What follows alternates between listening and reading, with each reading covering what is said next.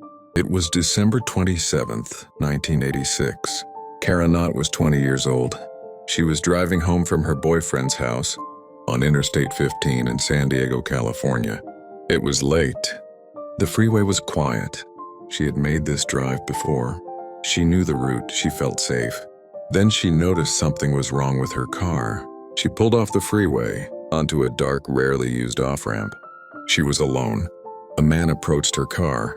He was wearing a uniform. He had a badge. He had a patrol car parked nearby. He was a California Highway Patrol officer. His name was Craig Allen Pyre. Kara had no reason not to trust him. He was law enforcement. He was supposed to help her. She rolled down her window. She was never seen alive again. Her body was found the next morning at the bottom of a ravine beneath an old bridge, near the off-ramp. She had been strangled. Investigators began looking into Craig Pyre, and what they found was deeply disturbing. Pyre had been stopping young women on that same off-ramp for months before Kara's death, pulling them over for no legitimate reason, detaining them, talking to them, following a pattern investigators described as calculated and predatory. 15 women came forward after Kara's murder to report being stopped by Pyre on that exact stretch of road at night. He had been choosing that off-ramp deliberately. He knew it was dark. He knew it was isolated. He knew that a woman alone who saw a police uniform would feel safe enough to stop. Craig Allen Pyre was convicted of murder in 1988.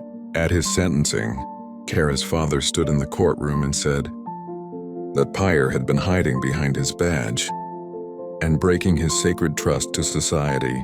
Here is what stays with me about this case. Kara Knott did everything right.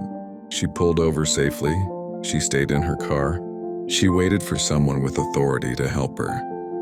She saw a police uniform and felt safe. The uniform was real. The badge was real. The patrol car was real. The officer was the danger. The off-ramp where it happened still exists today. Cars pass it every single night without knowing what happened there. In December of 1986, and somewhere in San Diego, a stretch of dark road still holds the memory of a young woman who trusted the wrong person in the wrong place at the worst possible time. Highway 16 in British Columbia, Canada, runs for 700 kilometers through some of the most remote wilderness in North America. It passes through small towns separated by hundreds of kilometers of forest, mountains, and silence. For the people who live in those towns, Highway 16 is the only road in and the only road out. For decades, people hitchhiked along Highway 16 because they had no other choice. There was no public transit. The towns were too far apart to walk between. If your car broke down or you missed the only bus of the day, you stood on the side of the road and you waited for someone to stop. Someone always stopped. Since 1969.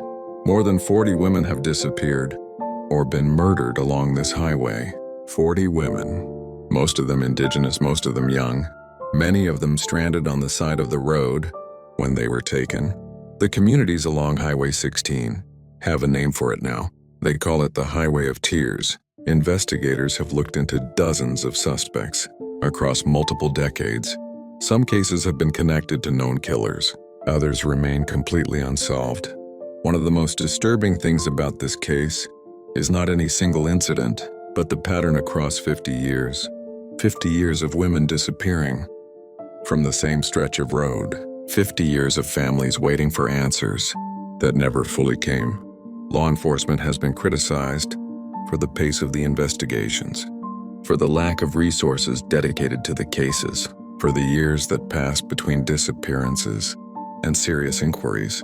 Advocates for the missing women spent years pushing for a formal national inquiry. That inquiry was eventually launched in 2016, decades after the first disappearances. Decades. The highway is still there. People still drive it every night. People still hitchhike when they have no other option. And for the families of the women who never made it home, the highway is not just a road. It is a place where their daughters, their sisters, their mothers were last seen alive. It is a wound that 50 years of unanswered questions have never allowed to close. And somewhere along those 700 kilometers, A forest and silence and empty road. The cases that were never solved are still waiting for someone to finally tell the truth. Spring of 1946, Texarkana, a town sitting exactly on the border between Texas and Arkansas. Over a period of 10 weeks, a masked man attacked 8 people in their cars. 5 of them died. The attacks followed a precise and deliberate pattern, always at night, always in isolated areas on the outskirts of town, always targeting couples, parked in their vehicles, on dark roads where no one would see. He would appear from the darkness. No one heard him approach, not once. Across 8 separate attacks, in 10 weeks, not a single victim reported hearing footsteps, hearing a sound, hearing anything at all, before he was suddenly there. The town of Texarkana began to come apart. People stopped going out after dark entirely. Hardware stores sold out of locks and ammunition. The police imposed a formal curfew. Families slept in shifts, so someone was always awake, always watching the windows, always listening for a sound that might not come until it was too late. The Texas Rangers investigated. The FBI investigated. Hundreds of suspects were brought in for questioning. Roadblocks were set up across multiple counties. No one was ever charged. The case is still officially open. Investigators who studied the Texarkana murders noted something that disturbs them to this day. The killer was never described by any survivor as having arrived. He was simply, suddenly, there, as if he had been waiting in the darkness before any of the victims even arrived, as if he knew exactly where they would park and exactly when they would come. A masked man who appeared beside cars, on empty roads at night, who killed 5 people, who was never identified, who simply stopped one day and was never found. Whatever he did between attacks, wherever he went after the last murder, whatever name he answered to in his ordinary life, no one ever knew. September 20th, 1988. Tara Calico was 19 years old. She left her home in Belen, New Mexico, for her regular morning bike ride along a stretch of highway she rode almost every day.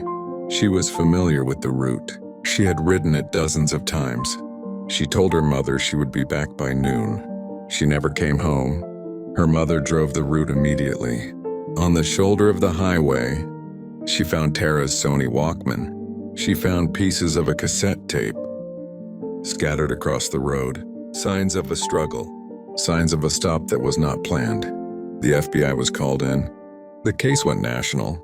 Months passed, then a year. And then, in June of 1989, 9 months after Tara vanished, a Polaroid photograph was found in a parking lot in Port St. Joe, Florida, 2,000 miles from New Mexico. The photograph showed 2 people, bound and gagged, in the back of a vehicle, a young woman and a young boy. The young woman in the photograph appeared to be Tara Calico. Tara's mother identified a scar visible in the image that matched one her daughter had on her leg. The FBI analyzed the photograph. It was real. It had not been staged. It had not been manipulated. A second photograph, nearly identical to the first, was found the following year at a convenience store in another state. Someone had taken these photographs. Someone had 2 people bound in the back of a vehicle and had then left the photographs in public places in different states, as if they wanted them to be found. Why? No one knows. Was it a warning? Was it a confession? Was it someone trying to help without exposing themselves? No answer has ever been confirmed. Tara Calico was never found. No arrest was ever made. The photographs still exist. They are still part of an active case file, and the question of why those images were left in parking lots, thousands of miles from where Tara disappeared, is still the detail that investigators cannot explain. This final story is not one case. It is a pattern that law enforcement agencies across multiple states have documented and issued warnings about for decades. It works like this. A car is parked on the side of a highway at night. Hood up, hazard lights on, the universal signal for someone who needs help. A driver sees the car and pulls over. They get out. They walk toward the vehicle. They call out to see if anyone needs help. And that is when they realize that the car's not broken down, that the person nearby is not stranded, that this stretch of road was chosen deliberately because it is dark and isolated, and because anyone who stopped here would be completely alone, with no witnesses and no way out. The FBI's Highway Serial Killings Initiative has been tracking highway murders since 2004. Since then, analysts have compiled a list of more than 750 murder victims found along or near U.S. highways, as well as nearly 450 potential suspects. Many of these cases share a pattern that investigators describe as staging a breakdown that was not real, a person who was not stranded, a situation deliberately constructed to make a good person stop, because the people who pull over for strangers on dark roads at night are not naive. They are kind, and on the wrong road at the wrong hour, that kindness can be the most dangerous thing in the world. Law enforcement guidance is consistent across every agency that has studied this. If you see a stranded vehicle on an isolated road at night, do not pull over. Call 911. Report the location. Keep driving. You can help without stopping. You can care without putting yourself at risk. And if the person in that car genuinely needs help, the police will come.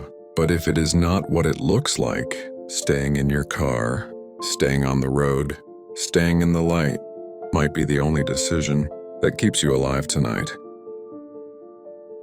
5 roads, 5 stories. 5 people who were driving and then weren't. The highway looks the same at 2 a.m. as it does at 2 p.m., but it isn't. Keep your gas tank full. Stay on the main roads. And if you see someone stopped on a dark road at night, call 911. Don't pull over. Stay safe out there. And I'll see you in the next one.